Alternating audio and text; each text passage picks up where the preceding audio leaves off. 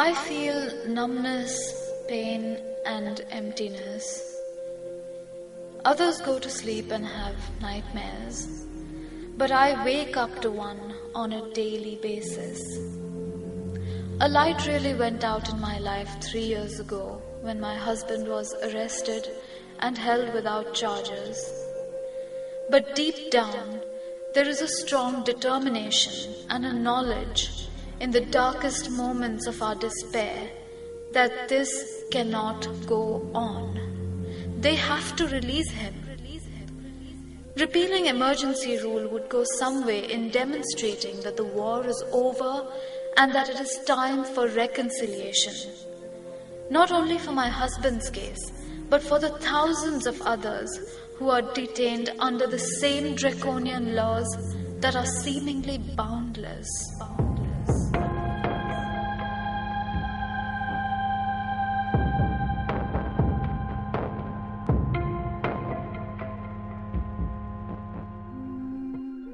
Sri Lanka has been under a state of emergency almost continually since 1971.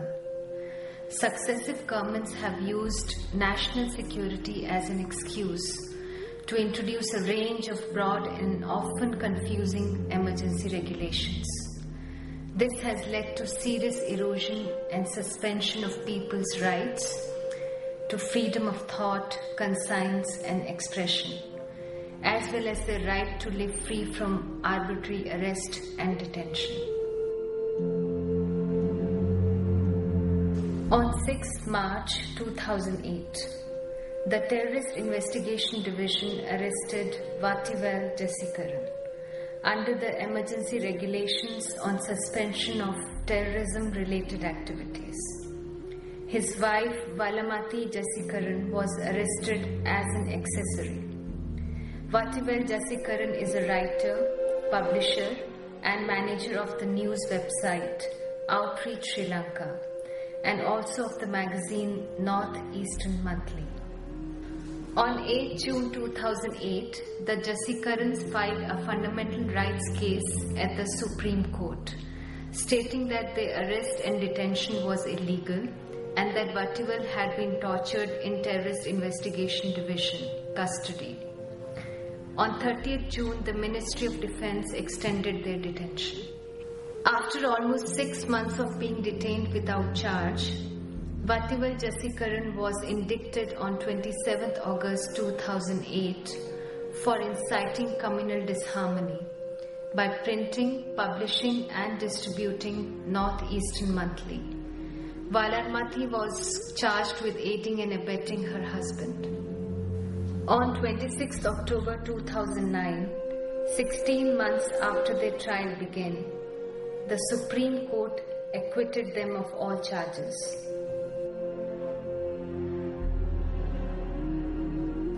On 29th January 2010, officers of the Criminal Investigation Department broke into the premises of the Lanka Irida newspaper and arrested its chief editor, Chandana Sirimalvate. They forced him to hand over files that contained sensitive information. The newspaper is allied with the Janata Vimukti Peramuna, a left-wing political party which campaigned for opposition candidate Sarath Fonseka in the recent presidential elections. Lanka Irida had previously been raided in September and in October 2009 after publishing stories critical of the Rajpaksha family. Amnesty International was informed that Criminal Investigation Department officers also attempted to search Chandana Sirimalvate's home, but his wife refused them entry because they failed to produce a valid search warrant. Criminal Investigation Department officers raided the Lanka Irida office again on the morning of 30th January, sealing off the premises and questioning staff members extensively. Chandana Sirimalvate was detained in Criminal Investigation Department custody for 3 weeks before a Colombo court ordered his release in February, citing lack of evidence.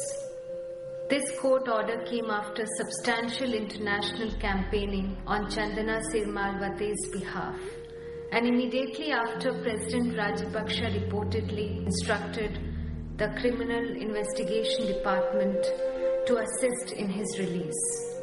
While Sirmalwate's release was welcome, the executive interference in the case is troubling. Thousands of people are languishing in jails or lockups across the country in Sri Lanka, being held without charges or even the possibility of facing a trial. In July 2010, Amnesty had the opportunity to interview a number of detainees in Welakada Prison in Colombo and Batticaloa Jail. Some of these prisoners, who have been arrested under the Prevention of Terrorism Act, have been detained for many years, with many people unable to have any legal assistance, and many of them have simply been waiting for a trial. I would like to see the Prevention of Terrorism Act and the emergency regulations are scrapped from the books, and any law must be inconsistent with the international human rights standards. Then I would like to see the Constitutional Council and the independent commissions are back in full force. Amnesty International is calling on the government to revise or repeal the Prevention of Terrorism Act and either charge detainees with a recognisable criminal offence or release them.